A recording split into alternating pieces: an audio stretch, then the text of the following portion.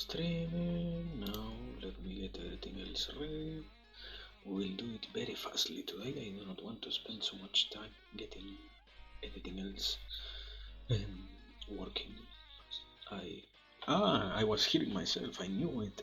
I fucking knew it. There it is. I muted myself now. Submit.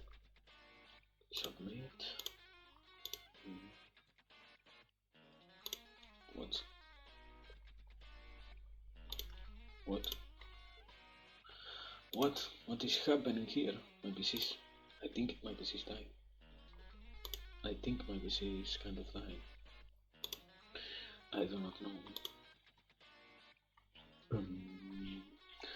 Anyways, even if it isn't dying, we are streaming somehow, so we will see how it works. Let me post this everywhere. Let me just start checking everything else. Here I have the chat.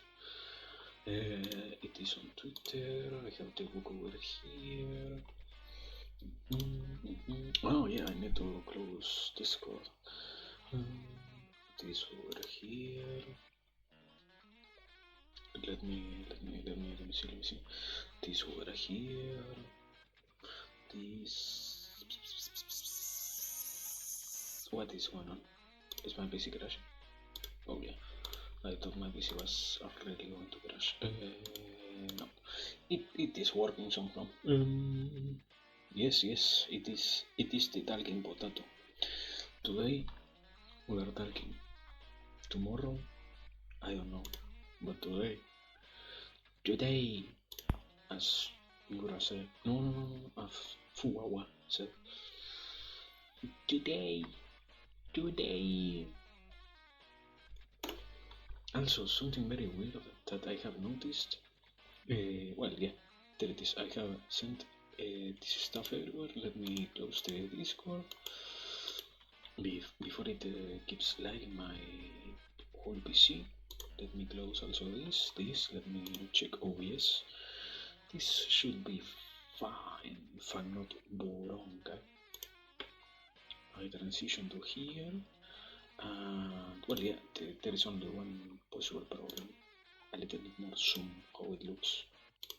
Okay, let me change it a little bit so that you can see. No, it wasn't that one. That it has. There it is. Transition to that. This a little bit more to the left. Something like that.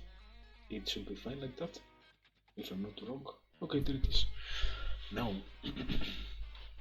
finally, we're back with the whole story of the... It wasn't centered, there it is. Now it is centered for me. It isn't centered for you. Fuck.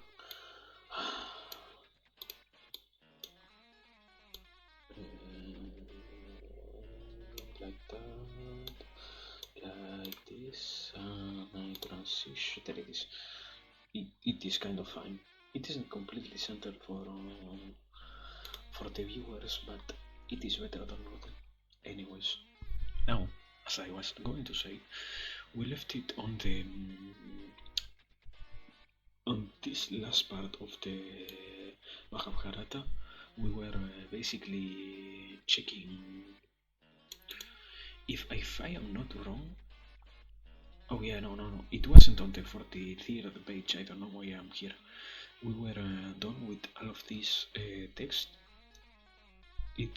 Before this, we finished with the whole arc of what the Mahabharata setting was. Now we got into the very surreal, so to speak, text about the Mahabharata and what it will contain. Very, very, very weird. And we left it here. On the Maharishi Vyasa composed 100 parvas here.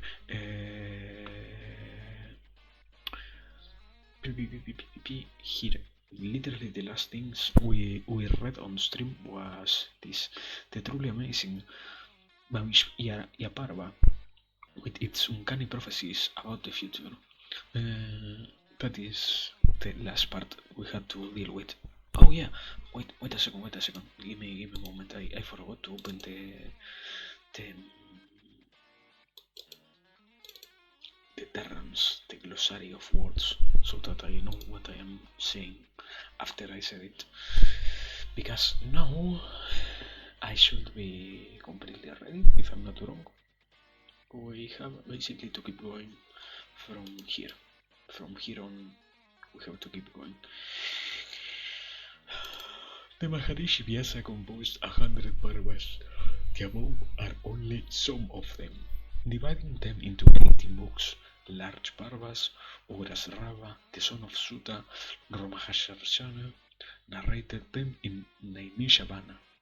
Said Sutta, the Adiparva contains Paushya, Pauloma, Astika, Adivansa, Vatara, Sambhava, Shatudriya, Hadahana, Hadimbadha, no, Hidimbabadha, Bhagavadha, Chitraratha, Draupadi Swarayambara, Vaivak, no, Vaivahika, Viduragamana, Ragyalabha, Arjuna Vanavasa, Subhadraharana, Harana Harika, Kandava Dahana, and Maya Darshana. And nothing to comment. It was basically the name of the Parvas. Yes, the Parvas. Yes, the Parvas. Parvas equal text, so I am not wrong in that. Here, the Paushya Parva deals with the greatness of Tanka, and the Pauloma Parva of the sons of Vagrigo. The Astika describes the birth of Garuda and of the Nagas, the churning of the ocean, the birth of the celestial steed, what? Uchchaishrava, and finally the dynasty of Bharata, all as described during the Sarvayagna of King Hanamehaya. The Sambhava Parva describes the birth of numerous kings and heroes, and that of the Rishi Krishna Dvaipayana. The Amsavataras of the Devas, the generation of Danavas and Yakshas of great power, and Nagas, Gandharvas, Avyans, and indeed of all creatures. We will take it as a stop over here. I was. Was this one? I think Amsavataras is what I wanted to search.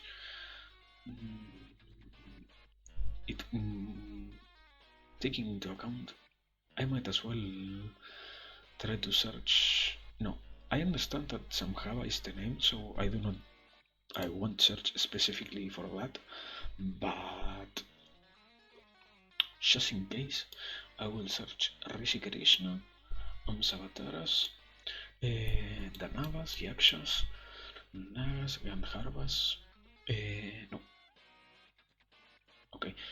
Only Amsavataras and Rishi Krishna, just in case. Let me check the glossary. I think I don't have anything related to Rishi.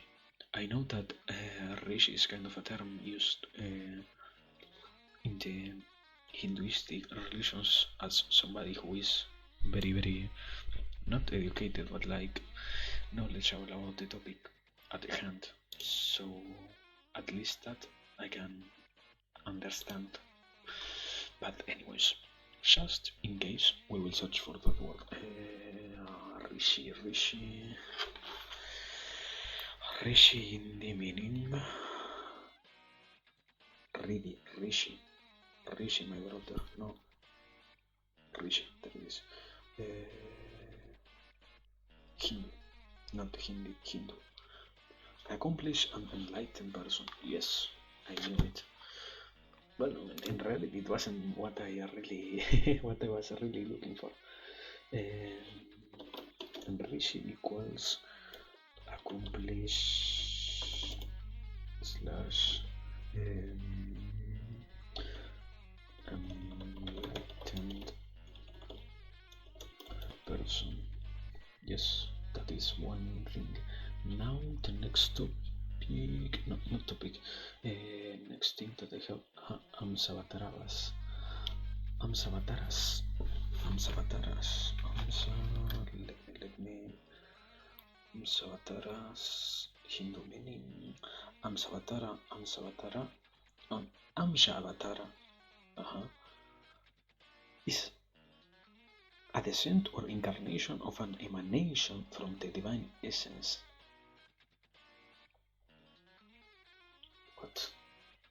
What do I have to make out of that? What?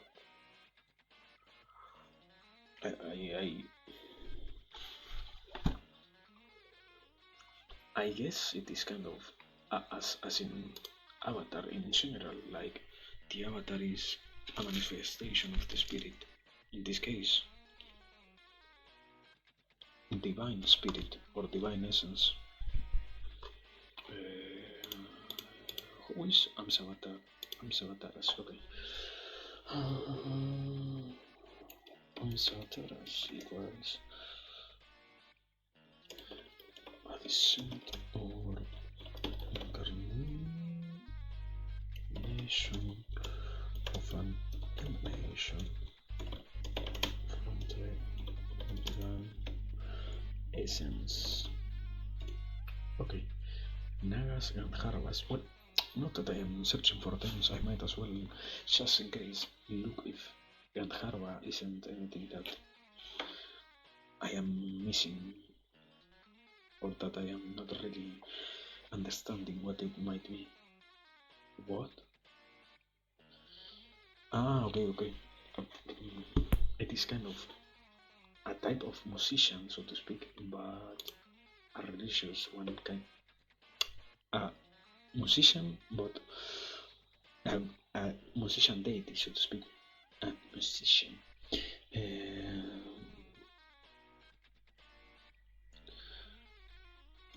Gandharvas equals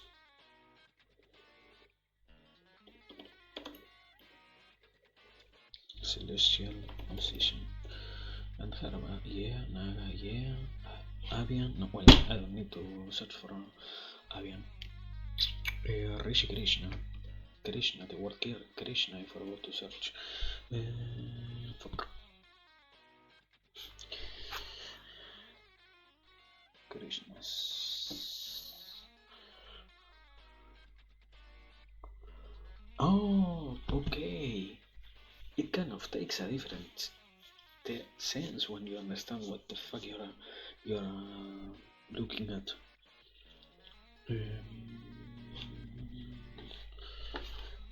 Wait, just in case, because I searched for Krishna as a different term. What is it if I say Rishi Krishna? A Rishi Krishna.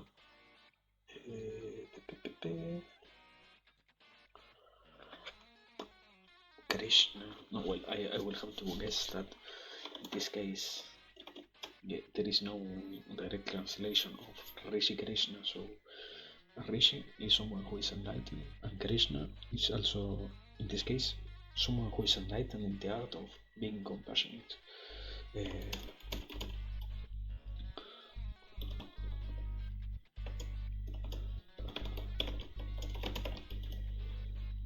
there it is. I think I'm not missing anything else. I think I am not very sure.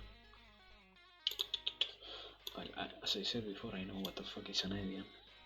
There is no need for me to look that word in specific now. So continue. Well, wait.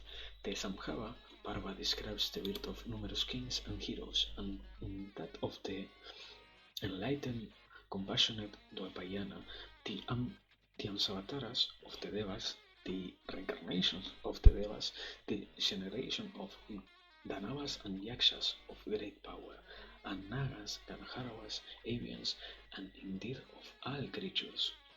Well, in this case, Danavas and Yakshas is a kind of what is it? Class that they have in the not class caste that they have in the Hindu religion. Nagas, Gandharvas, and avians are all representations of normal animals, but in the spiritual domain, so to speak, for the Hinduism. But aside from that, it is understandable. And finally, the life and adventures of King Mahabharata, progenitor of the royal line, named for him, the son born to Shakuntala in the asrama of the Rishi Kamba. This parva also describes the greatness of Ganga, the birth of Vasus into the house of Shantanu, and their ascension into heaven. This parva also tells of the birth of Bhisma, who had in himself amsas of the divine energies of the other Vasus, his renunciation of the throne and his vow of Brahmacharya, his guardianship of Chet, no, of Chitrangada, and after the death of Chitrangada, his stewardship of the younger brother Vichitra, Vichitravirya, and his crowning of Vichitravirya.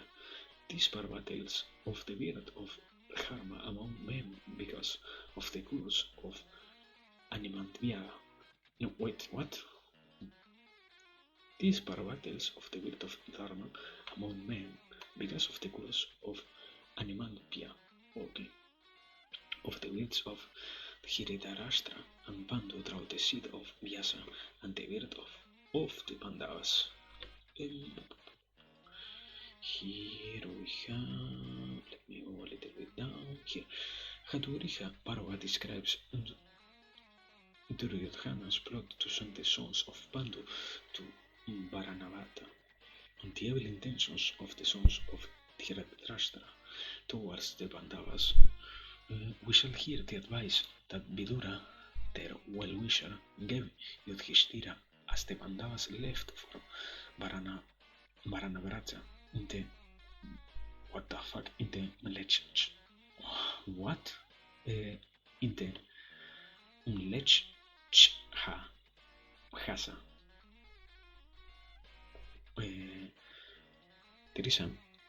There should be a missing letter, right? It isn't Mlechha. It literally isn't a word. Like what? Let's go from the start. We shall hear the advice that Vidura, their well-wisher, gave Yudhishthira as the Pandavas left for Varanavata in the Mlechha. The Parva goes on to describe the excavation of a tunnel, the immolation of Purochana, and the woman of the fowler caste with her 5 sons in the house of Lak. Lak? It was an L, right? Hidimba Badha Parva continues with the Pandavas meeting Hidimbi in the dreadful jungle, and how Bhima of untold strength kills her daughter Hidimbi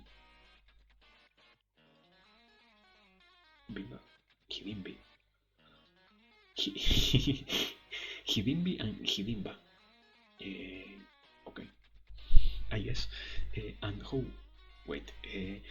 Hidimba Badha Parva continues with the Pandavas meeting Hidimbi in the dreadful jungle, and how Bhima of untold strength kills her brother Hidimba.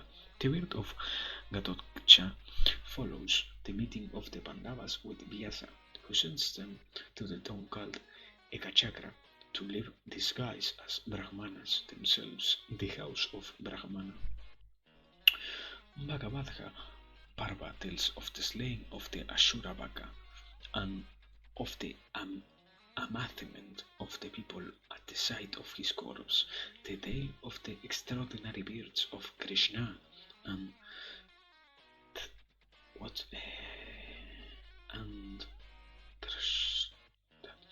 okay, Drashtarapyumna follows. Okay, let me go once again. The tale of the extraordinary births of Krishna and Drashtarapyumna follows. Upon hearing about the Swayambara from a wandering Brahmana, the Pandavas leave for Panchala, also at Vyasa behest, and equally because they are powerfully steered to win Draupadi on learning the tidings of the Swayambara. I think I don't have Swayambara translated. I know Let me, just in case, check. I know what Draupadi. I know that I have it over here. Draupadi.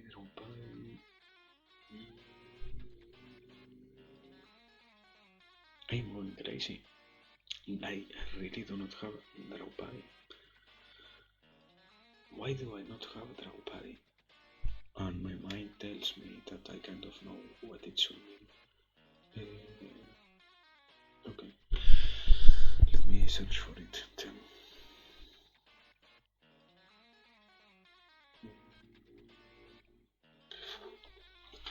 Draupadi.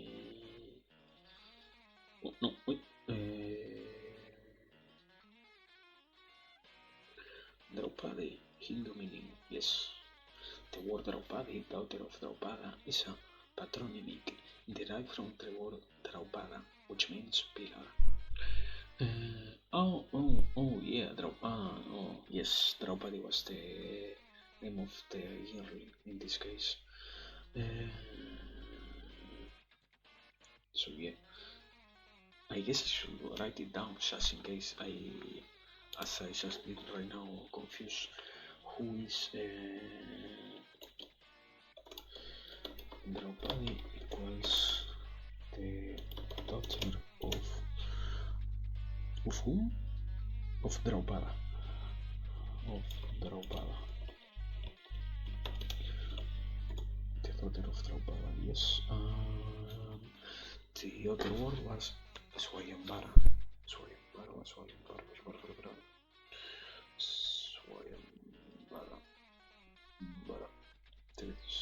Swayambara is a type of marriage mentioned in Hindu mythology where a woman chose a man as her husband from a group of suitors.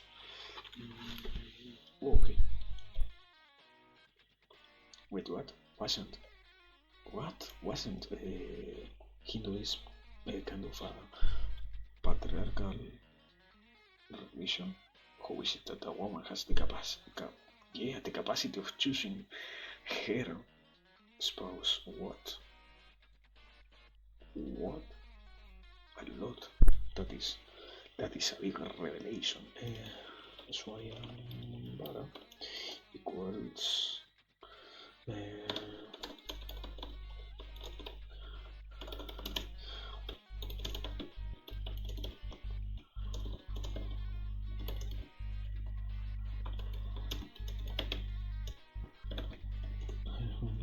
have Swayambara.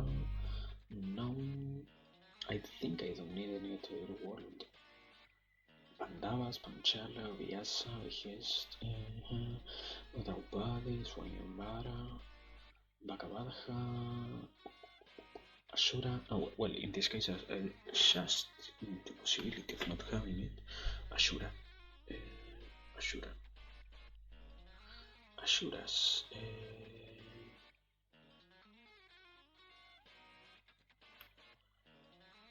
What are Ashuras?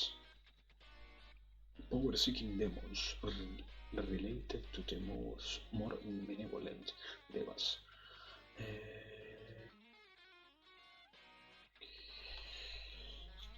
In a sense, okay, it also has another term that is Titan, demigod, or anti-god, so I understand now a little bit better. Ashura equals power-seeking demon, Titan, demigod, anti-god. There it is. Ashura. So let me see. Bhagavadha Parva tells of the slaying of Ashurabaka and of the amazement of the people at the sight of his corpse. The tale of the extraordinary births of Krishna and Drishtadyumna follows.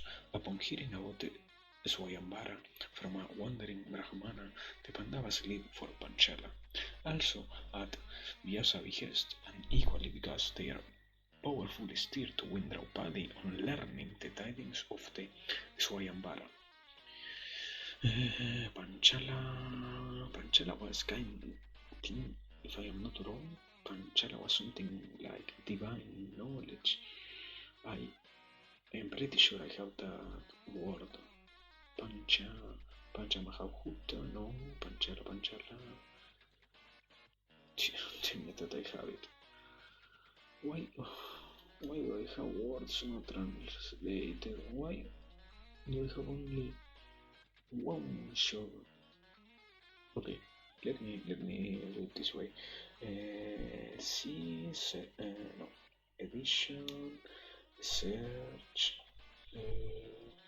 Panchala. I have no Panchala.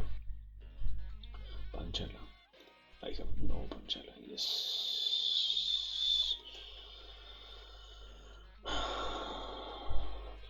Okay, let me once again search. Panchala.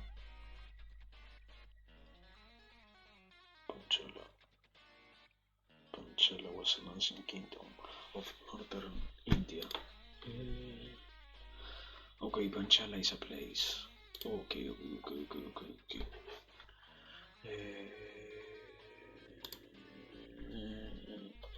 Panchala equals place on the story.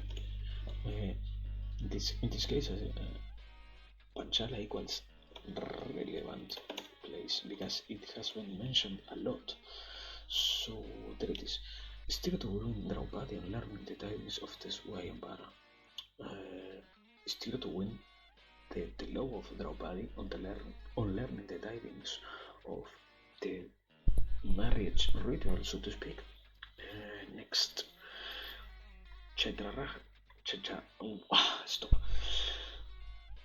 Chaitraratha Parva tells of how, on the way, Arjuna defeats a Gandharva called Angaraparna on the banks of the Ganga. He befriends his adversary, and the Pandavas hear the story of Tapati, Vishishta, and Aurva from Angaraparna. I think I don't have any word to translate here. Gandharva. I think that is the only word I don't know. Gandharva. I am pretty sure I don't have it over here. Oh no, yeah. I have it. Thank God, finally, some work. Some of my tiny work has its fruits. So, defeats a musician deity called Angaraparna on the banks of the Ganga. He befriends his adversary, and the Pandavas hear the story of Tapati, Vashistha, and Aurva from Angaraparna. What Swayambara Parva describes the journey of the Pandavas toward Panchala, who Arjuna pierces the Matsya Yantra, while all the Rajas fail and wins Draupadi.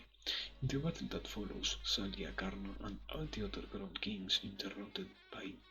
Oh, I am kind of alright that. In the battle that follows, Salyakarna and all the other grown kings are routed by Bhima and Arjuna. Balarama and Krishna see this remarkable performance and realize that these are the Pandavas. The Yadava brothers come to the house of the potter, where the Pandavas are living.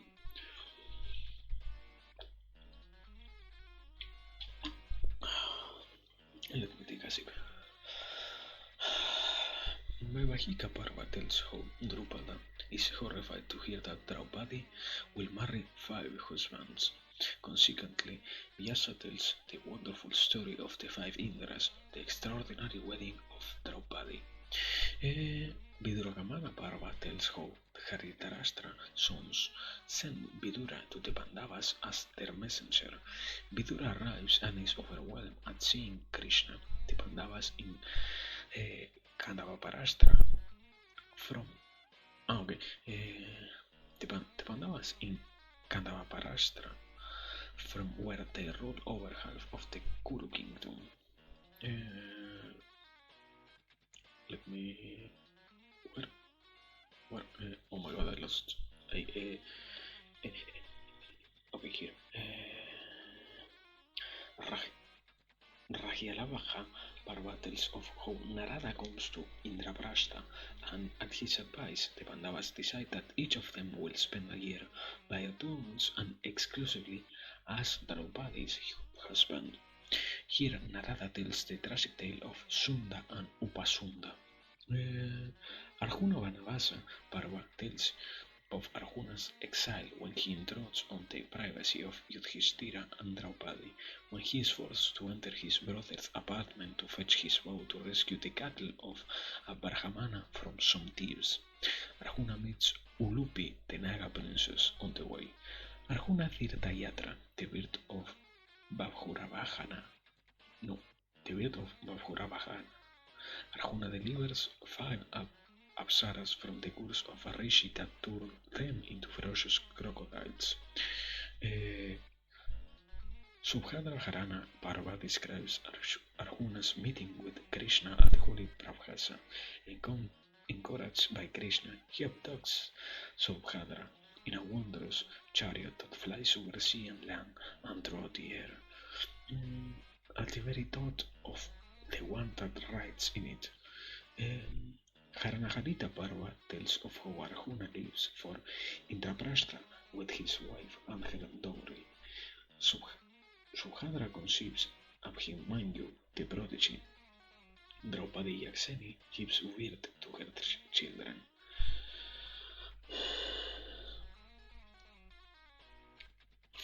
I might as well just keep going. I know there are words that I should try to translate, but on the other hand, I am not really interested on translating so short or such meaningless text.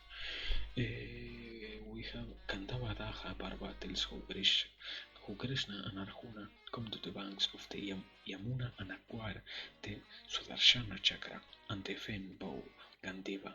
Arjuna borrows the Kandavavana. He rescues Maya. Aswasena the Naga escapes.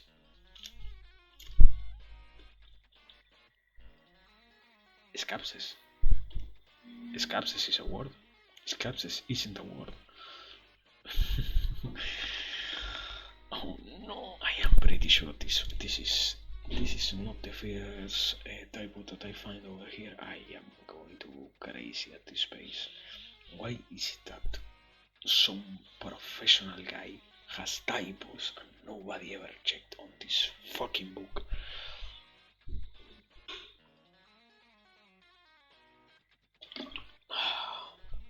But even if there are typos, we're continuing.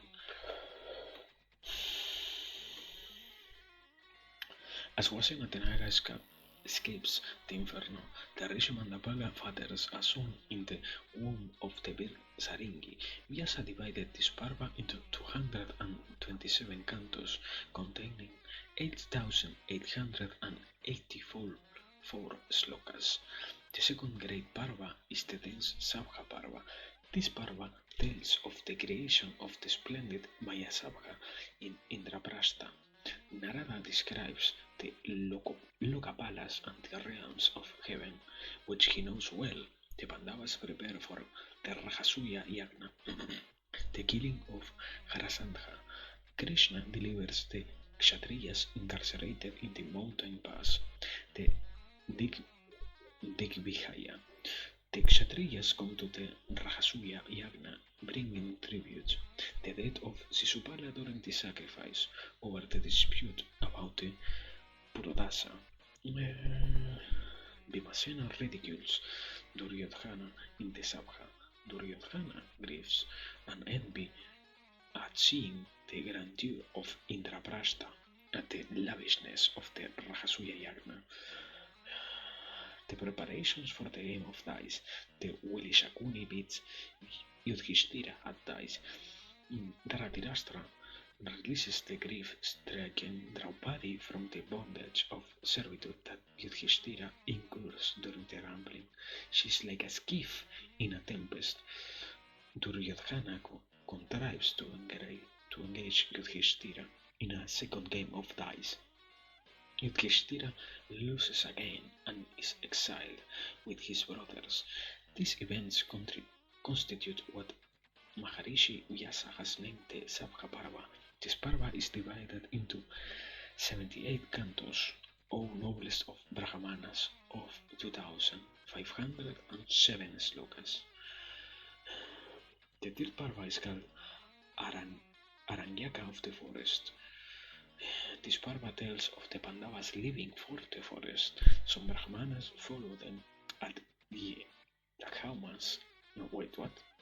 At Haumyas, telling him, oh my god. The third Parva is called Aranyaka of the forest. This Parva tells of the Pandavas living for the forest. Some Brahmanas follow them at Haumyas, telling him to Yudhishthira worships Suryadeva, god of day, so he can feed the Brahmanas. The gift of the sun, the magical platter. The Dhritarashtra expels Vidura for speaking on the Pandavas' behalf and for his brother's own good. Vidura goes to the Pandavas and returns to Dhritarashtra when the remorseful king calls him back. Incited by Karna, the evil Duryodhana plots to kill the forest-dwelling Pandavas. Vyasa appears and frightens Duryodhana, prevents him from prosecuting his plan. The history of Surabhi, the arrival of Maitreya, Maitreya's discourse to Dhritarashtra on Dharma and Karma. Maitreya cures the haughty Duryodhana. Bhima kills Kirimira on the forest. The Panchalas and the Vrishni princes learn of the false game of dice rolled by the deceitful Shakuni and arrive in the jungle to meet Yudhishthira. Arjuna lays the wrath of Krishna. Draupadi laments before Krishna. Krishna consoles her. The Rishi also describes the fall of Sauva here. Krishna takes Subhadra and her son to Dwaraka.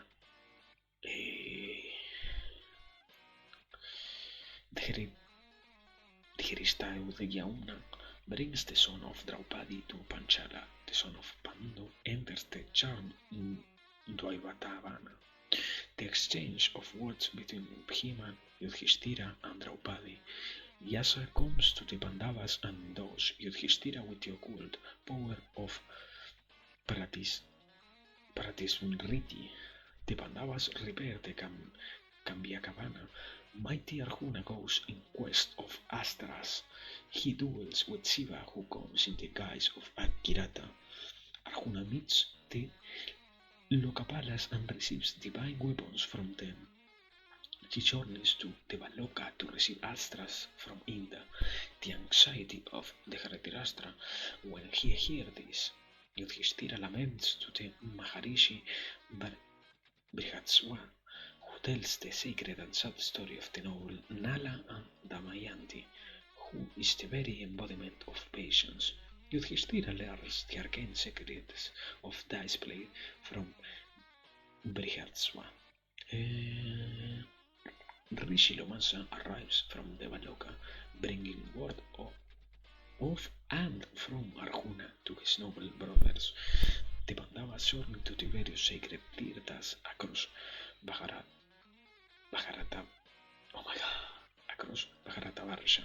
at the word of Indra that Lomasa brings, during which pilgrimage they gain great punya. Narada pilgrimage to Putasta is described, the magnificence of Gaia, the story of Agastya, where the Rishi devoured the Ashurapati, and his union with Lopamudra from the desire for children. What? The story of Rishyaringa, who was a brahmachari from his very boyhood. The legend of Yamadagni's son Rama of untold glory and prowess, which tells of the slaying of Kartavirya and the Haikayas. The Pandavas and the Vishnis meet at sacred Prabhasa. The story of Sukanya, where Brihu's son Shikyavana Maharishi makes the Aswini twins drink Somarasa during the sacrifice of King Sargyati, while the other devas had so far kept them away from it. The grateful Aswini twins bless Shikyavana with permanent youth. The Parva tells them Then, okay, the Parva then tells the story of King Manhattan, the tale of Prince Hantu, who was King Somaka's only son, who his father offered in a sacrifice and received 100 sons in return. The excellent story of the hawk and the pigeon, pigeon, uh, Indra, Agni, and Dharma test King Sibi. The story of Ashtavakra, where a dispute arises during Hanaka's sacrifice between that Rishi and the great logician, Varuna's son Bandi. Ashtavakra has the better of Bandi and releases his father from the ocean deep. There follows the story of Yavakrita, then of the great Raivya. The Pandavas live from Gandhamadana on the asrama called Narayana. For Draupadi, Bhimasena goes after Saugandhika. He meets Vayu's son, the mighty Hanuman, in a group of banana trees. Bhima bathes in the pool on the river and devastates the flowers growing there to gather the exotic Saugandhikas. He battles the powerful Rakshasas and the Yakshas, and Hanuman with them. Bhima kills Hatasura. The Pandavas meet the Raharishi Breshaparva. They depart from the hermitage of Arshistesena and live there for a time. Draupadi incites Bhima to revenge. Vyasa narrates how Bhima climbs Kailasa and his tremendous battle with the Yakshas headed by Hanuman. The Pandavas meet Vaisravana Kubera. Arjuna returns after he has obtained many diverse devastras to use for Yudhishthira. He describes his encounters with the Nivatakavachas of Hiranyaparva, with the Paulomas and the Kalageyas, how he slew them all. Arjuna is about to reveal the divine and awesome weapons for Yudhishthira, when Narada appears to prevent him from bringing disaster down upon them. At this point, I am kind of already lost in the whole spoiler of the story, so I am only saying words that right now make literally no sense to me, taking into account I don't know, reading a completely exaggerated resume of a 7,000 page book.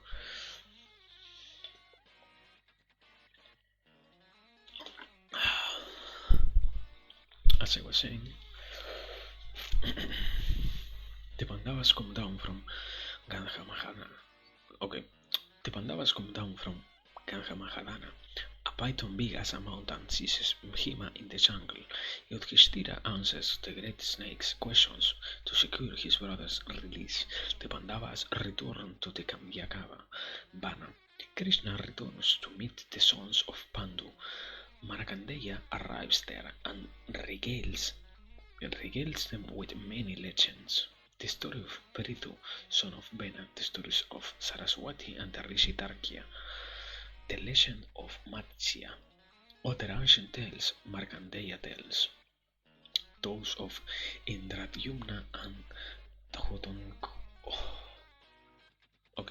those of Indradyumna and Kumara, then the story of the chaste wife, the story of Angira. Draupadi and Satyabhama meet and speak together. The Pandavas return to Dvaita in Vana. Duryodhana's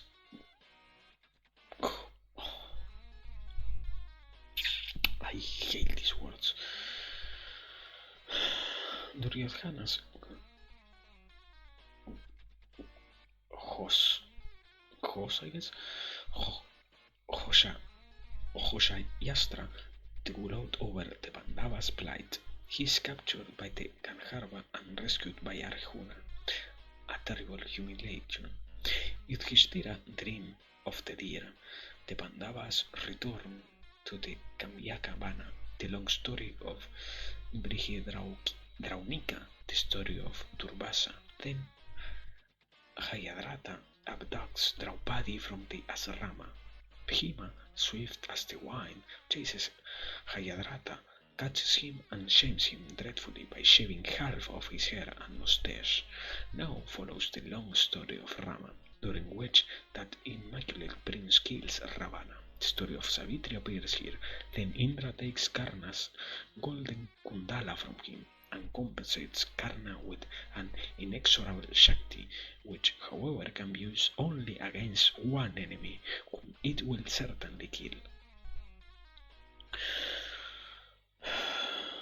Then comes the story called Aranya, where Dharmadeva advises his son Yudhishthira. The Pandavas receive a boon and journey towards the west. All these comprise the third Parva, called Aranyaka, of 269 cantos and 11,664 slokas. The next great Parva is the Virata. The Pandavas arrive in the kingdom of Virata and see a great Shami tree in the burial ground of the outskirts of the city.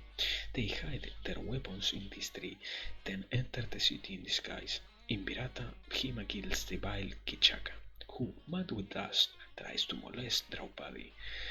Duryodhana sends forth his spies in every direction to scour the land for the Pandavas, but they fail to discover the mighty sons of Pandu. The Trigartas make off with Virata's herd and a fierce battle is fought. Virata is taken by the enemy and rescued by Bhimasena. Bhima retrieves the herd as well. The next day, the Kurus make off again with Virata's kin or kin, I will say. Arjuna vanquishes the Kuru host single-handed and releases the cattle. Virata offers his daughter Uttara to Arjuna, who accepts her to become the bride of his son and Subhadras. Abhimanyu, destroyer of his foes. These are the contents of the fourth Parva. The Maharishi Vyasa composed the Virata Parva in 67 cantos with 2050 slokas. Amazing!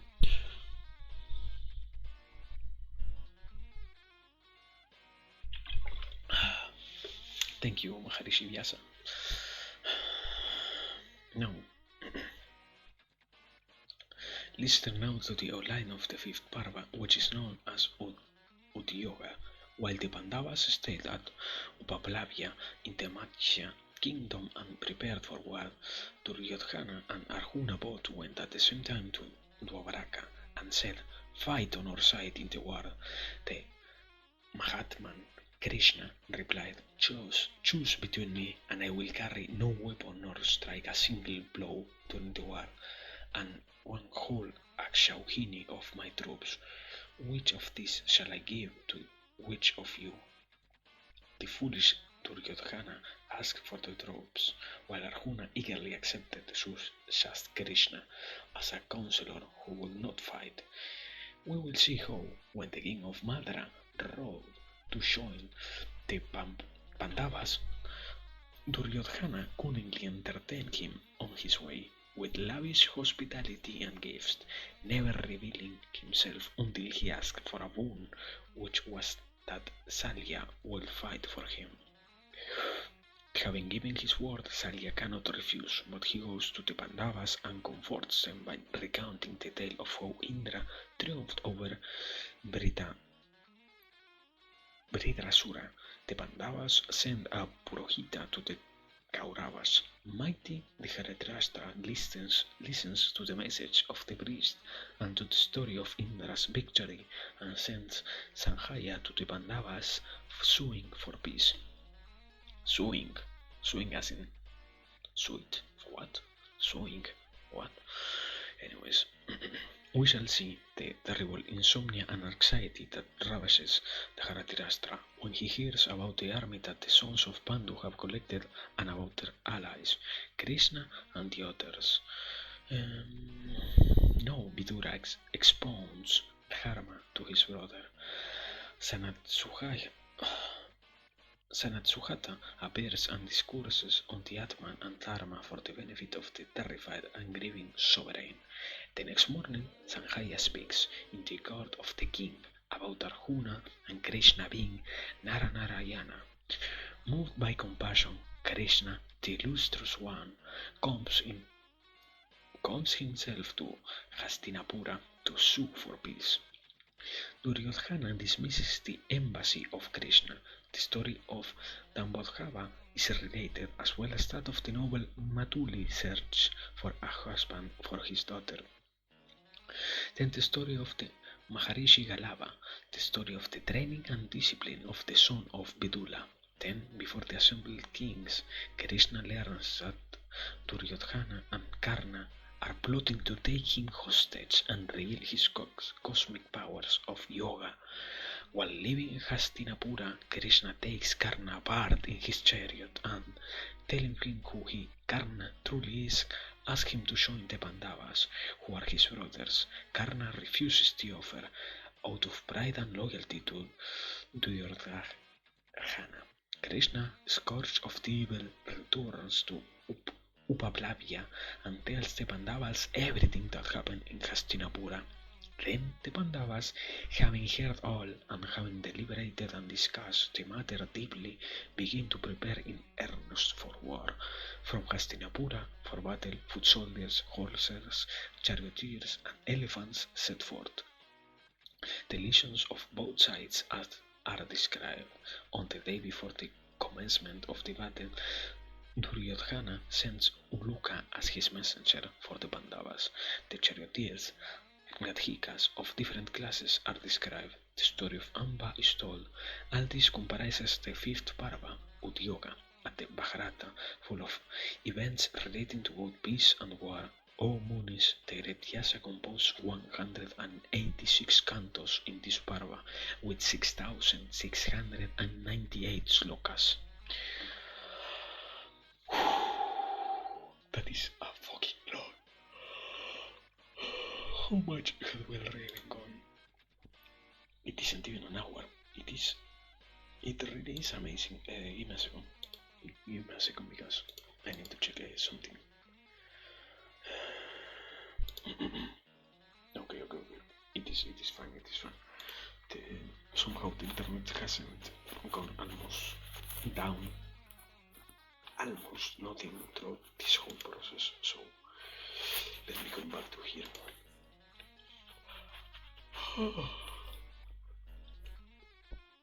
Then comes his Mahabharata, which abounds with marvelous events. Here Sanjaya describes the formation of Jambudvipa, followed by an account of the deception of Arjuna before the battle, his crisis at the prospect of killing his own flesh and blood. Krishna expounds the Sanatana Dharma to him and the path to Mukti, and reasons with him to discard his doubts and to fight. The first 10 ferocious days of battle, Krishna sees Bhishma slaughtering the Pandava army, while Arjuna hardly fought him, and jumps down from their chariot, whipping hand, and runs at Bhishma to kill him himself. Krishna skates Arjuna, bearer of the Gandiva, most valiant and gifted of all Kshatriyas, with a tirade, greatest among archers. Arjuna sets Shikandim before him and shoots Bhishma with his most potent arrows, felling him. Bhishma falls onto a bed of arrows, upon which he lies. This is the sixth Parva of the Mahabharata, of 117 cantos and 5,884 slokas, recited by Maharishi Vyasa, master of the Vedas. Next we recite the excellent Drona Parva, thick with incident. First, the great Acharya Drona is made Senapati of the Kaurava army. Delight he vows, the master of arms, to take Yudhishthira his captive during the battle, to please Duryodhana. The Samsatakas draw Arjuna away from the field. Arjuna kills Bharata, who bestrode the field upon the elephant Supratika like a second Indra. The slaying of the teenage Abhimanyu by Hayadratha, the Maharathas, while the heroic young youth fought alone. Arjuna rises and Aksauhinis of the enemy and fulfills his vow to kill Hayadratha. Bhima Mahabaho, and the best of Maharathas, Satyaki Yudhana, penetrate deep into the Kaurava army. Impregnable even by the Devas, the two come at Yudhishthira command in search of Arjuna. The massacre of the remaining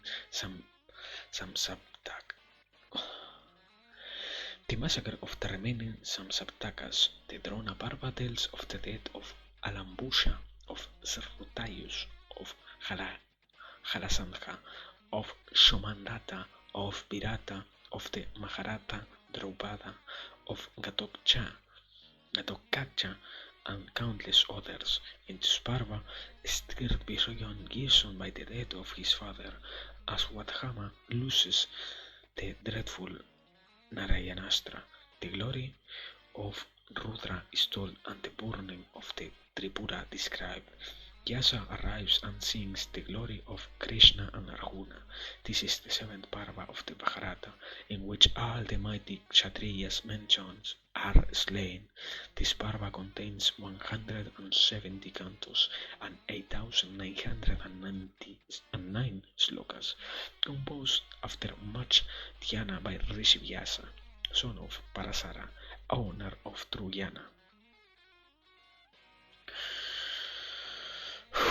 Then comes the truly exhilarating Karna Parva, in which Salya, wise king of Madra, is persuaded to become Karna Sarathi.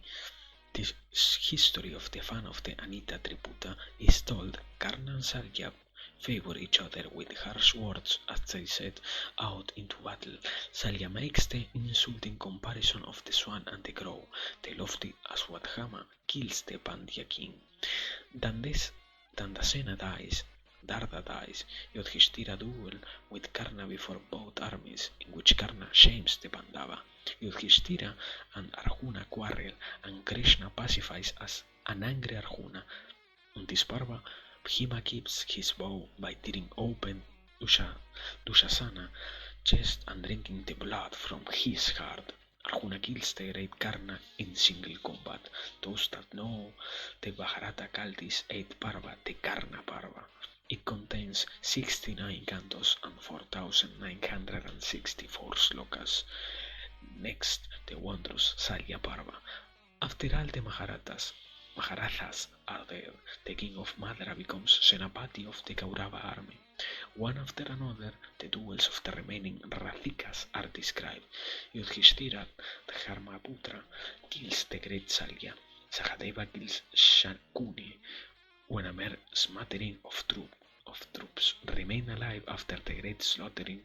Duryodhana went to the lake and submerging himself, as he knew how, lay underwater for a while. Hima learns from the fowlers where Duryodhana is. The knowing Yudhishthira taunts the sensitive Duryodhana until he emerges from the lake.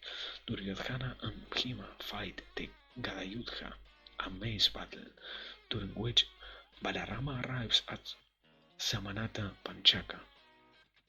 A description of the sacred Saraswati. The maze fight continues. Bhima hurls his Gada with tremendous force to break Duryodhana's legs. All this is contained in the 9th Parva, which Vyasa, who spread the renown of the Kauravas, composed in 59 cantos and 3,220 slokas. Next, I will relate the Parva called Sauptika, in which horrible incidents occur when the Pandavas leave Duryodhana to die slowly, painfully on his mortal injury. The Maharathas, Kritavarma, Kripa, and Aswadhama come to the Samanta Panchaka in the evening and seeking Duryodhana lying on the ground, his thighs broken and covered with blood. Then Maharata Aswadhama swears in terrible fury that he will never remove his armor until he has killed all the Panchalas and the oh my god.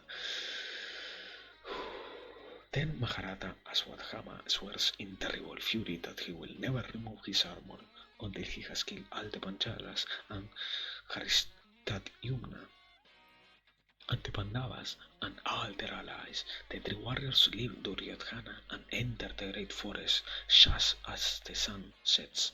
They sit shocked under a large peepal tree the night when they see one great owl killing a number of crows asleep in the branches, one after the other, taking this as an omen as Swadhyama, his heart full of rage to think of his father's Drona death, decides to murder the Panchalas in their sleep.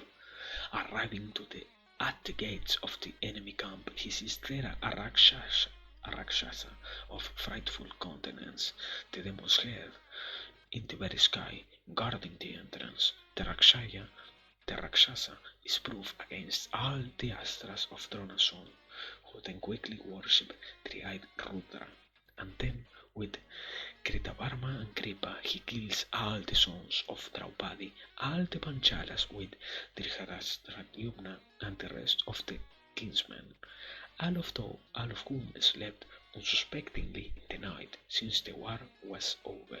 On that night, all of them perished except the 5 Pandavas and the Mahabharata Satyaki. This escape because Krishna advises them to slip away from the camp that night and to be underwater. Yadhyumna Sarathi bring word of the night's savage massacre to the Pandavas. Demented by the death of her sons, her father and her brothers, Draupadi sits before her husbands, resolved to fast up unto death. Dreadful Bhima, stirred by what Draupadi says, hefts his mace and rides after the son of his Acharya to take revenge on Aswadhama for Draupadi's sake. From fear of Bhima and moved by faith and anger, Aswadhama loses a final astra, crying, "This will be the end of all the Pandavas." But Krishna cries, "That shall not be," and makes Aswadhama word ineffectual. What? What does what? It.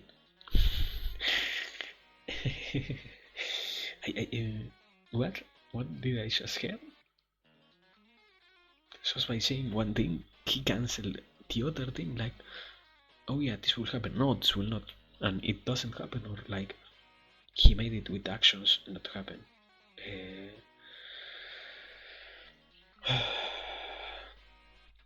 Okay, Arjuna counters Aswadhama Astra with an identical missile of his own, seeing Aswadhama's vile intention.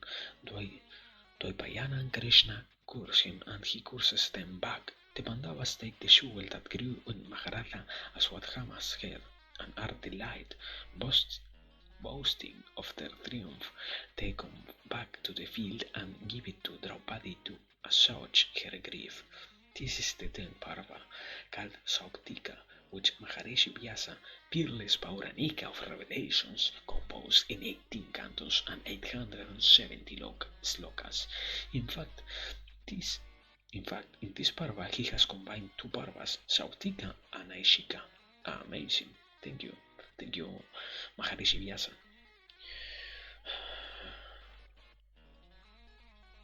After this comes the heart-rending Parva, Stri, in which, stricken and enraged by the killing of his precious Duryodhana, blind Dhritarashtra crushes an iron statue of Bhima, adroitly given to him by Krishna. Vidura consoles the king with a discourse on Dharma and Moksha.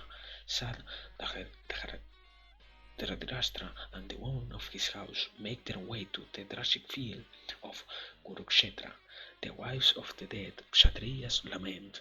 Gandhari and Dhritarashtra swoon from their grief and wrath. Kshatriya women see their sons, brothers and fathers lying dead on the field, never to return to them. Krishna calms the wrath of Gandhari, raging when she sees the corpses of her sons and grandsons. Yudhishthira of Dharma, best among men, has the bodies of the dead kings and princes cremated, while Tarpana is being offered for the Kshatriya princess. Kundi confesses her long-kept secret that Karna was her son. Maharishi Vyasa describes this event in the 11th Parva, full of pathos, which moves any feeling heart and even brings tears to one's eyes. It has 27 cantos and 775 slokas. Okay. 12th is the Santi Parva, which deepens understanding and wisdom. It tells of the deception of Yudhishthira at having killed his elders, cousins, nephews, uncles, and relatives by marriage. At having seen his sons slain, lying on his bed of arrows, Bhishma expounds Kshatriya Dharma and the Dharma of kings. He tells of how to deal with crises. Crises? Crisis or crisis? Or different crises? What? At this point, I don't even know what crises mean.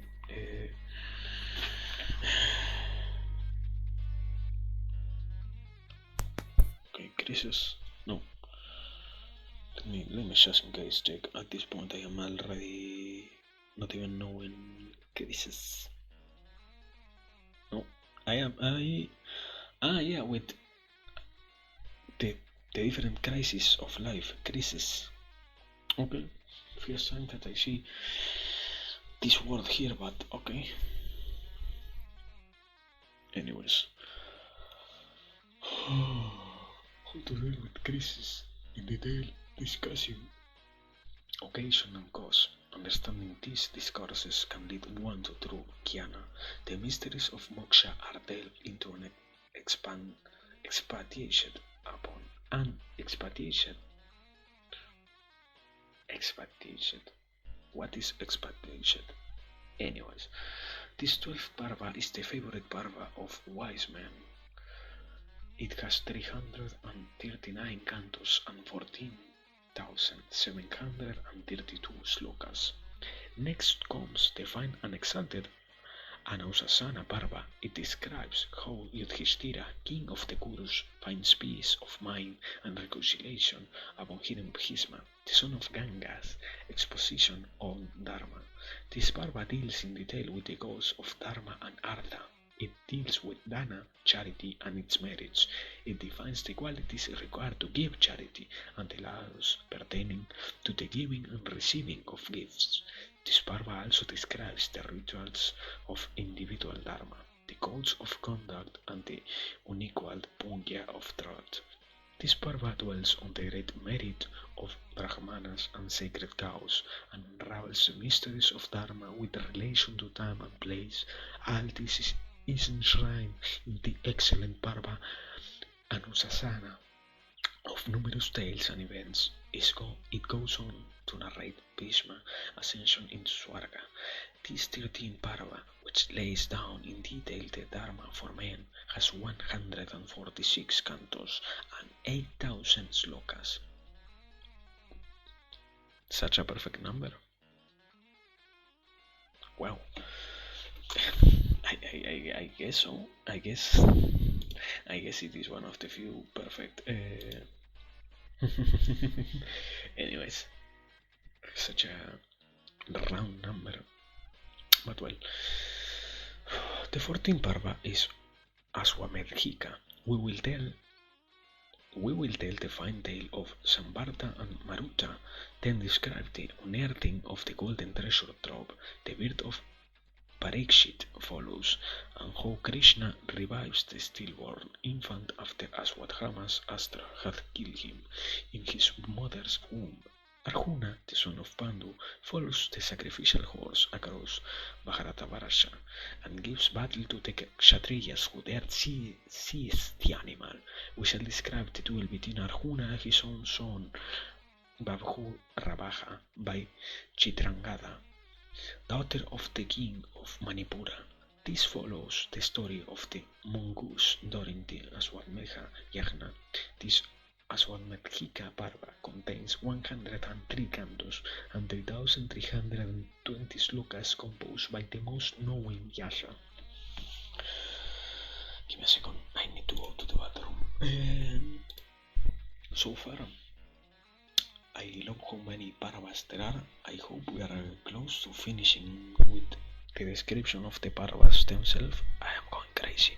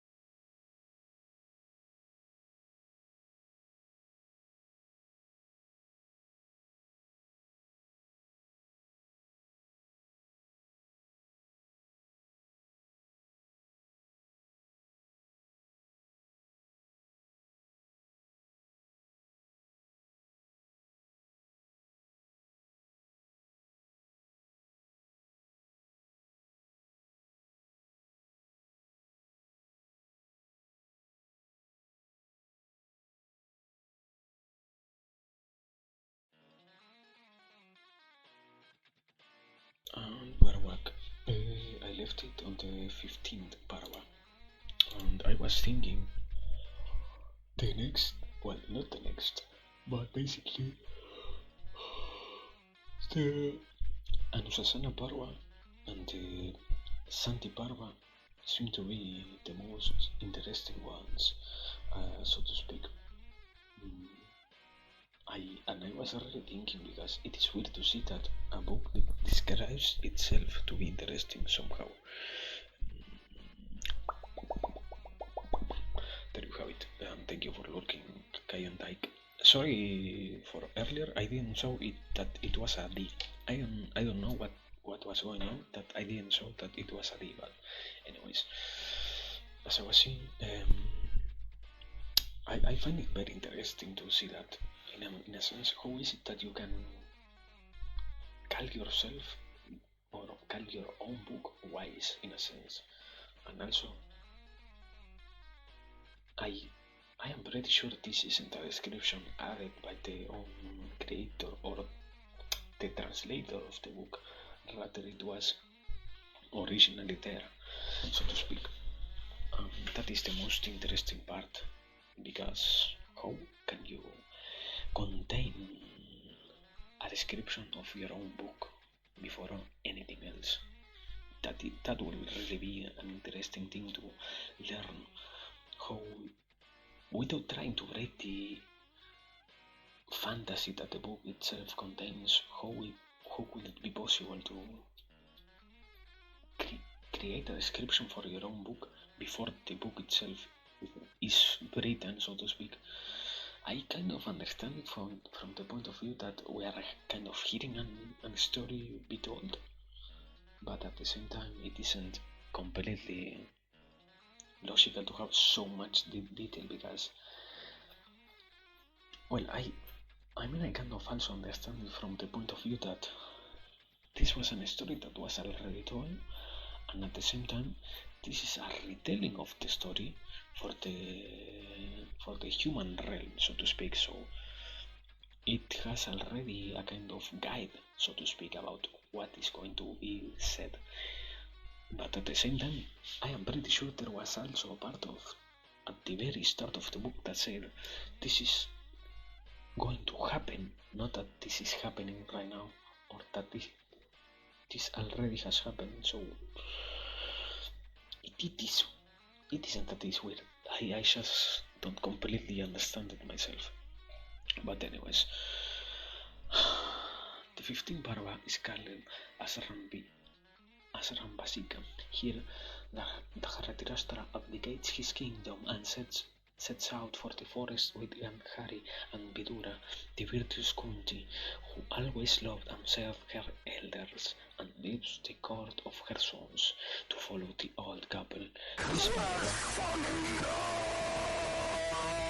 thank you. I was paying a little bit of attention, so I didn't got that scared. But thank you for your subscription, Ikolong. If you haven't seen what is going on, we are reading the Mahabharata, also named the, what is it, the Indian Bible, Biblian what? The Biblian Idol. So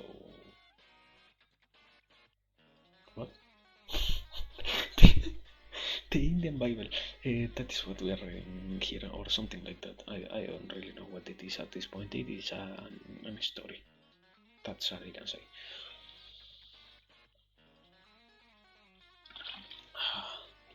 I was here.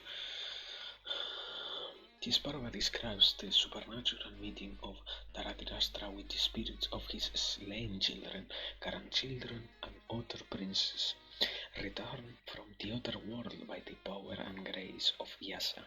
Then the king abandons his grief with Gandhari, finds the highest punya of his good deeds. In this parva, Vidura, who always lived in virtue, attains moksha in the forest. The learned son of Gavalgana, Sanjaya, also restrains his passion perfectly, and that foremost of ministers attains the blessed condition. Yudhishthira of Dharma meets Narada, who tells him about the destruction of the Berishnis. This wonderful parva Asrambasika has 42 cantos and 1506 slokas composed by Vyasa, who knows the highest truth. This is like the third time I have read this. Who the fuck is the Vyasa who knows the highest truth, or that? I don't know. After this, as you know, no, I don't know, brother. After this, as you know, comes the Maushala Parva, full of pain. The lion-hearted Berishnis, who wore the scars from countless fields on their bodies, are cursed by Brahmana, drunk out of their wits, urged by fate. They slew one another on the shores of the salt seas with the Eraka reeds, which turned in their hands into deadly thunderbolts. After provoking the extermination of their race, Balarama and Krishna, their own hour having succumbed to all-consuming Kala, Arjuna, best of men, comes to Dwaravati, you know what? Dwaravati, yeah, and finds Dwaraka empty of business. Grief-stricken, he performs the last rites from his uncle Vasudeva, noblest of the Yadus. Arjuna comes to the place where the Brishnis had drunk and sees them lying in the bushes of death.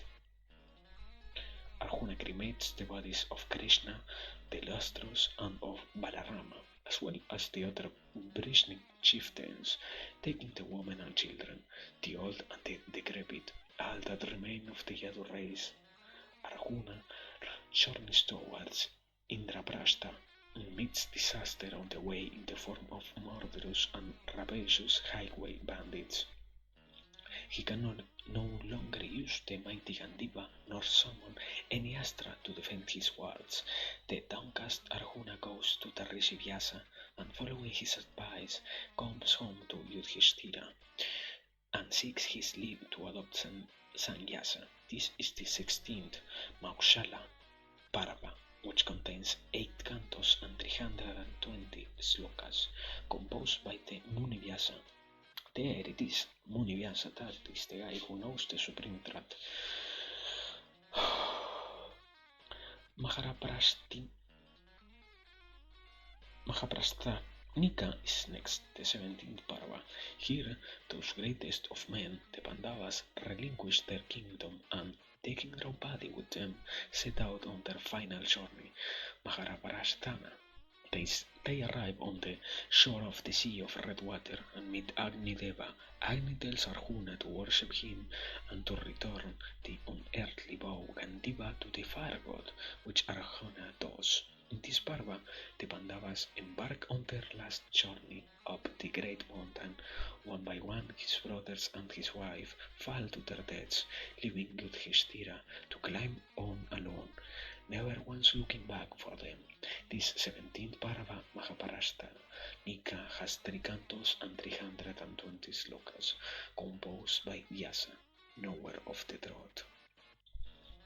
And before continuing, this is like the third thing I read that is very similar to other histories that I remember.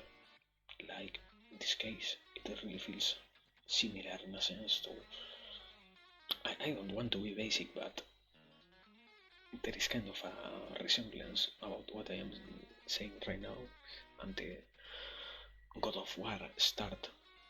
A guy that after losing all to the gods decides to jump to the void. In the case of God of War, Kratos doesn't die as they do here, but it is, aside from that, literally the same. I don't understand. And what was the other one? There was also the story of the guys who were meditating in the forest that is very common.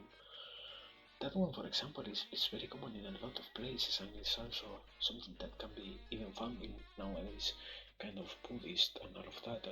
I don't know. There is a lot to take. I guess we will dissect those concepts later on when we really face them.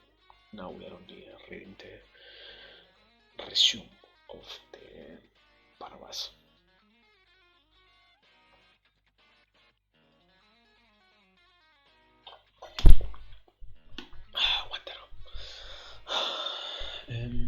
I was here.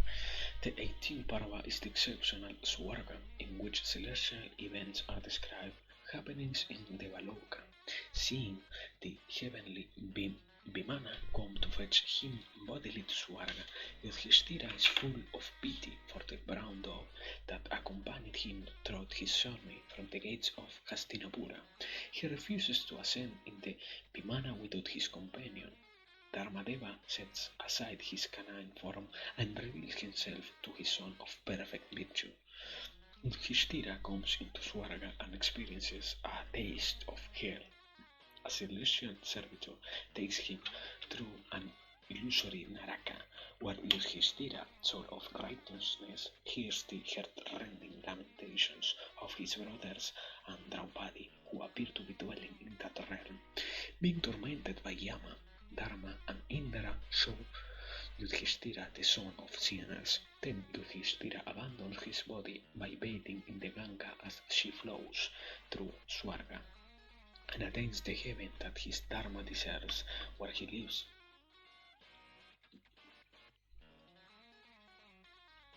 Then Yudhishthira abandons his body by bathing in the Ganga as she flows through Swarga.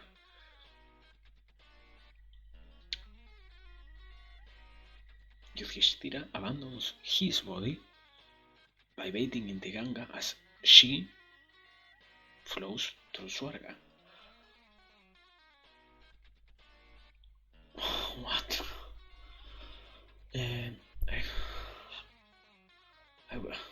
I would suppose this is another fucking typo.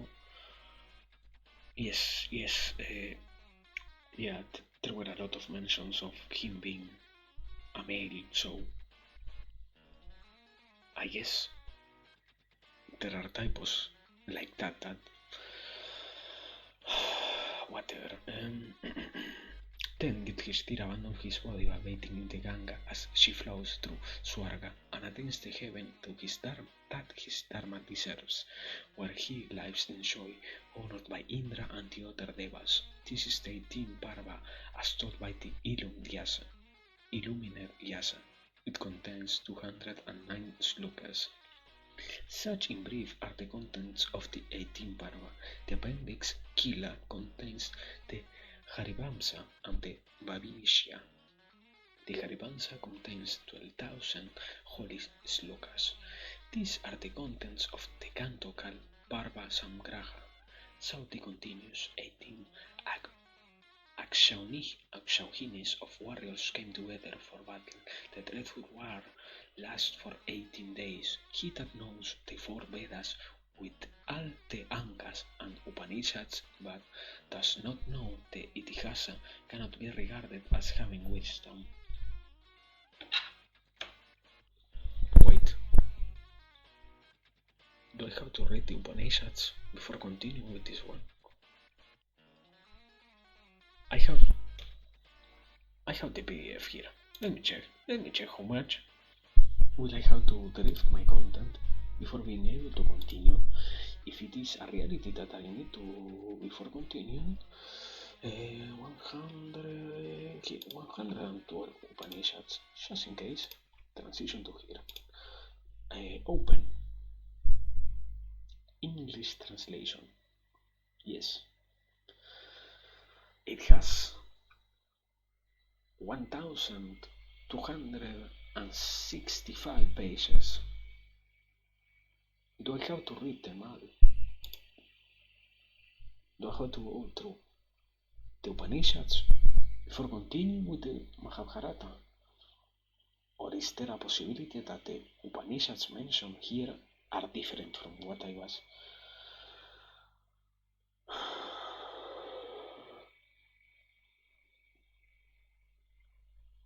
For the love of God, do not tell me that I need to go over here.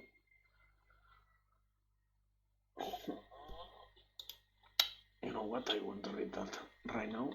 When we will finish the Mahabharata first, it will take us at the very least a year, so fuck the Upanishads for now.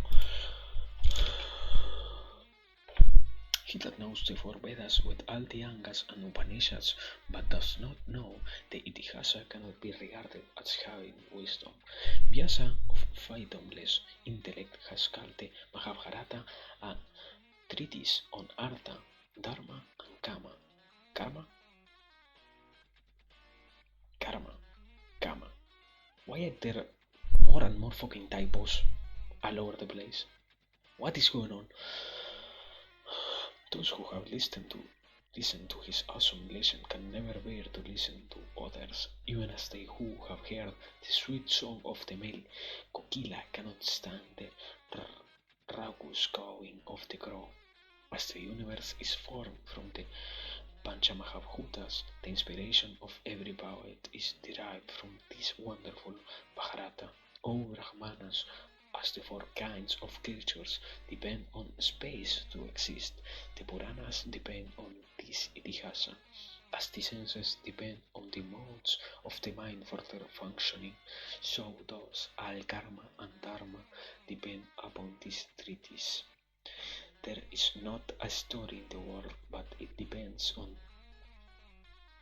that doesn't depend on this lesson, even as the body does upon the food it consumes. All poets cherish the Bharata, even as servants that desire advancement serve masters of noble descent, just as blessed Grihasthas Rama of the householder can never be excelled by the other three as Ramas. No poet or poets can surpass this poem. O Munis, sake of all inertia, fix your hearts on Pungya, for virtue is the only friend that accompanies a man out of this world.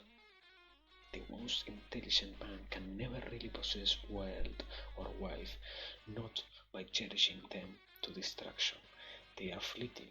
The Bharata uttered from the lips of Dvaipayana is unequaled. It is verily Dharma, and it is sacred. It destroys sins and generates goodness. He that listens to it being recited does not need to bathe in the holy waters of Pushkara. Whatever sensual sins a Brahmana might commit during the day, he is freed of them by reading the Bharata in the evening. Whatever sins he might commit in the night of deed, word, or thought, he is freed from those by reading the Bharata at dawn. During the first Sandhya, he that gives 100 cows, their horns covered in gold, to a Brahmana bears in the Vedas and all the Shastras, and he that daily listens to the sacred stories of the Bharata acquire equal punya, spiritual gain. As ships help men who own them easily cross the ocean, so does this canto Parvasamgraha help those who study this extensive lesson of great beauty and profound meaning. There it is, and this is the end of the second chapter of the Mahabharata. I don't know how many more we have left.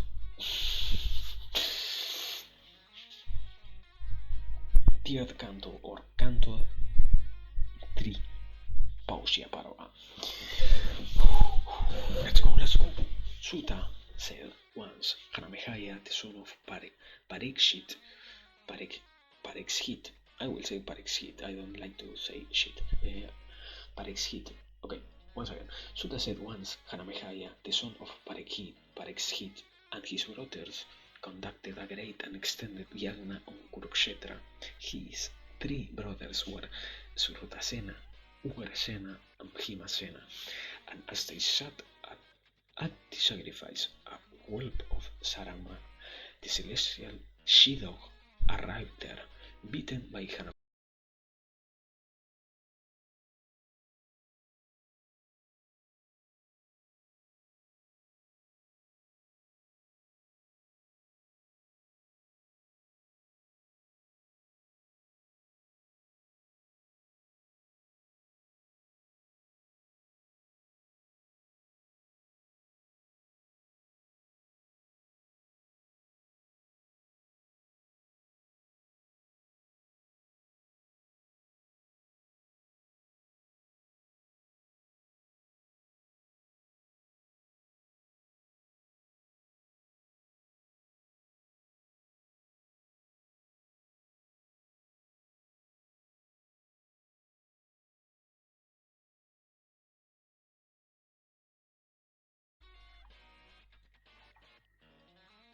Okay, we're back.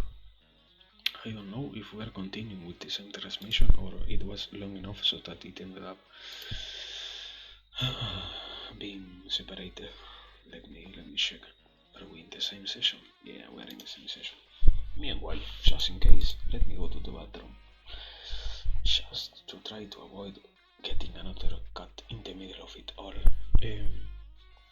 Well, I don't know. We're back. I hope. We will see if we are really back or if we will have to stop over here at this point when I'm back.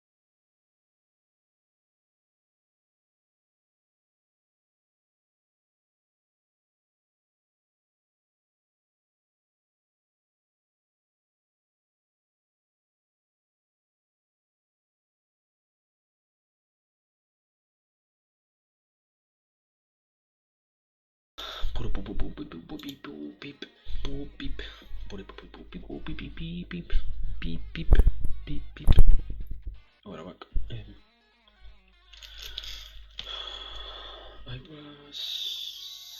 I left it over. Let me see. I left it. Well, I guess it kind of.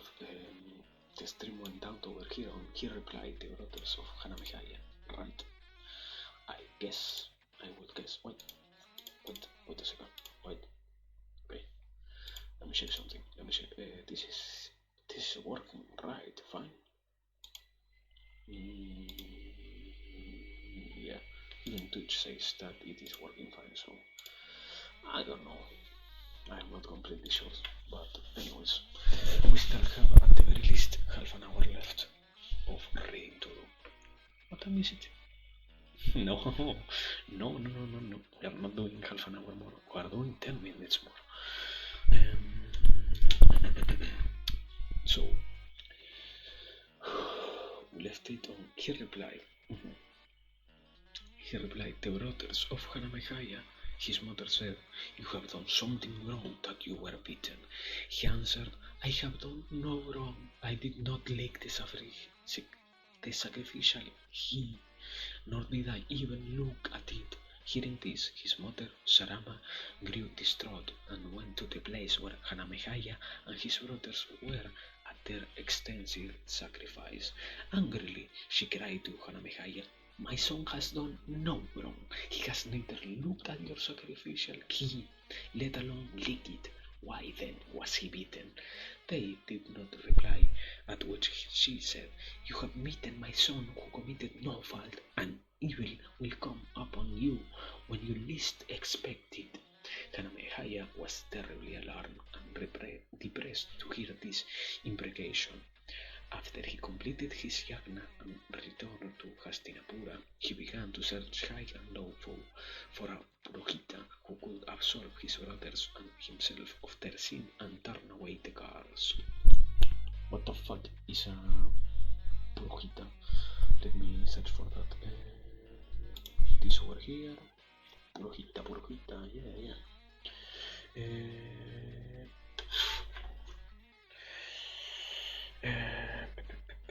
Here.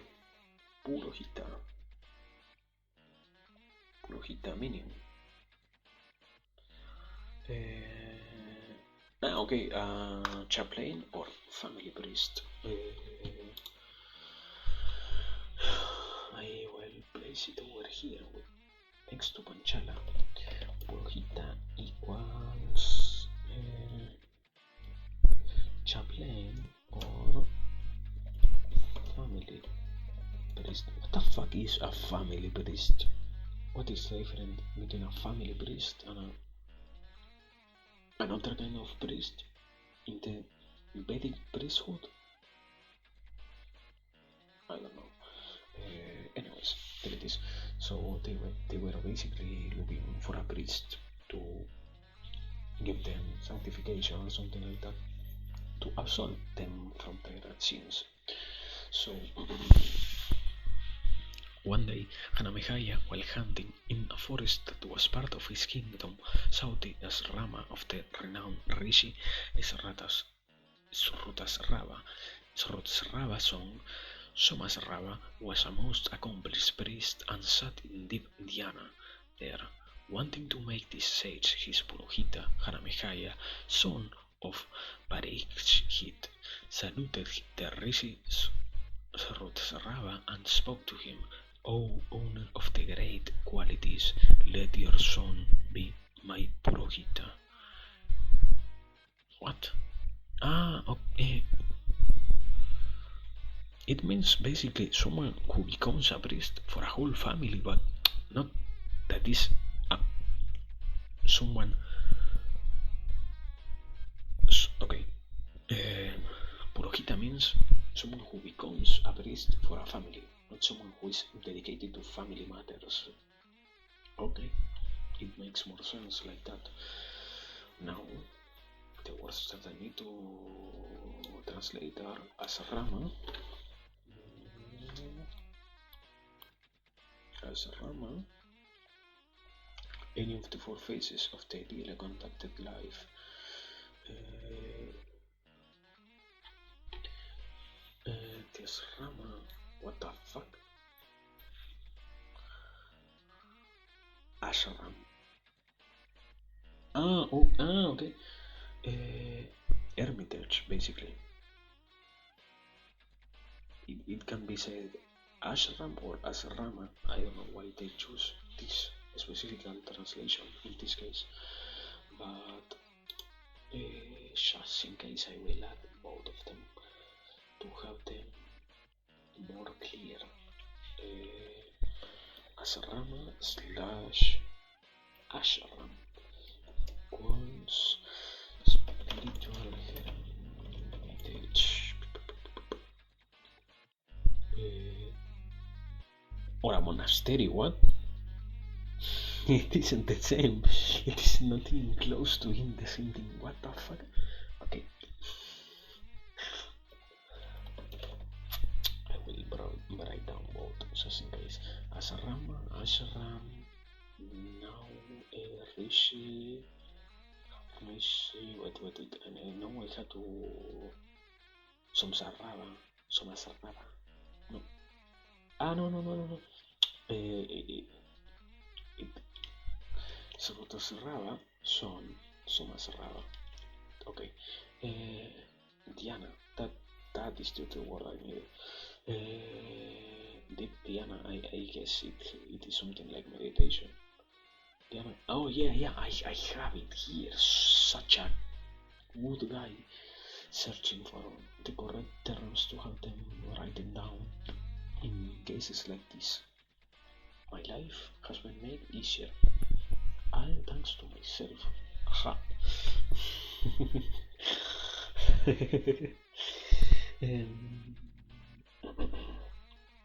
Okay. The Rishi answered, Hanamehaya, my son of deep tapasya, a master of the Vedas, and blessed with the full potency of my son Vyasa, was born of a Nagina who drank my semen. What? You cannot hit me.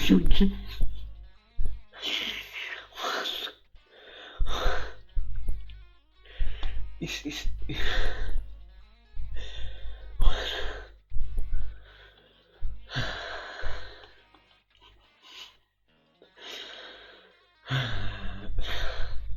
I won't say that shit again. He can free you from every sin except one committance against Mahadeva. Yet he has one trait that he will never abandon. He must give a Brahmana whatever he asks for. If you can countenance that, certainly take him. with you. Karamehaya replied, let me take him. Accepting Somasarraba his Purohita, he returned to his capital, where he said to his brother, this is the man that I have chosen for my guru. You must do whatever he says, unquestioningly. And his brothers did as they were told, taking march to Takshashila and conquered that country. Around this time, there was a rishi called Ayodha Jaumya, and he had 3 disciples, Upamanyu, Aruni, and Veda. The rishi told one of these Sishyas, Aruni of Panchala, to go and stop a leak in the watercourse in a field. At his guru's command, Aruni of Panchala went to the place and saw that he would not stop the bridge in the watercourse in any common fashion. He was distressed because he could not do his guru's bidding. He thought for a while and said, well, there is only one way by which I can stem the leak. He climbed down into the bridge and lay there, and the water was contained by his body. After a while, the Guru Ayodha Jaumya asked his other disciples where Arun of Panchala was. They replied, Master, you sent him to stop the leak in the watercourse in the field. Jaumya remembered and said, let us all go to the place where he is. Arriving there, he shouted, ho, Aruni of Panchala, where are you? Come here, my child. Hearing his Guru's voice, Aruni quickly emerged from the watercourse and stood before his master. Aruni said, I lay in the bridge where the water leaked, since there was no waterway to do as you said, but now I heard your voice and came to you, allowing the water to escape again. I salute you, Guru, command me. The Guru said, because you rose from the beach at my command, I bless you to be called Udalaka. Because you have obeyed me, you shall find great fortune. The Vedas shall shine in you, and all the Dharmashastras also. And blessed by his Guru, Aruni went to the country that he loved. Wait. There is still a leak. I know that this tries to be a very profound text, but nobody fucking solved the leak. People is going to die because of this. What is this? Okay. Upamanyu was another of Ayodha's Jaumya Sishyas. Jaumya said to him, go, Upamanyu, my child, and tend to the herd. And Upamanyu took the cattle to pasture. Having watched and grazed them all day, he returned to his master's house in the evening and saluted him respectfully. His guru saw him healthy and untired and asked, Upamanyu, my child, what did you feed on that you look so healthy and plump? He answered, Lord, I ate by begging alms. His guru said, you should not eat the alms you get without first offering them to me. The next day, Upamanyu brought the alms he begged to his master. His guru took all the food and Upamanyu went to graze the herd. He watched the cattle all day and returned in the evening to his master's asrama.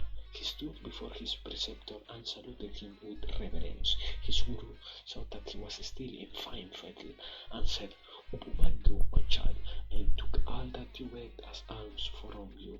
Then how do you still look so healthy, even fat? Upamanyu said, Guru, I gave you all the alms I gave the first time, then went begging a second time for food. His master then said, this is not how you should honor my command to you. By begging alms twice, you are depriving someone else that lives by alms for their subsistence. You have proved yourselves to be greedy. Upamanyu bowed to acknowledge what his master said and went away. The next morning, too, he took the herd out to pasture and was with them all day. In the evening, he returned to his guru's home and stood, hands folded reverently before his master. His preceptor observed that he was still fat and said, Upamanyu, my child, I take all the alms you beg, and you do not go begging a second time, and you are still in robust health and fat. How is this? Upumanyu replied, Master, I'll drink the milk of the cows now. His guru said, You might not drink the milk without my permission. Again, Upumanyu agreed to do what his guru asked, and the next day took the herd to pasture. When he returned to his master's dwelling in the evening, he stood before him and saluted him as usual. His master saw that he was still fat and said, Upumanyu, my son, you do not eat the alms you beg anymore, nor do you go begging a second time, nor do you drink any milk from the cows. How do you remain healthy and fat? Upumanyu replied, Master, I sip the froth that drips from the mouths of the calves as they drink from their mother's teats.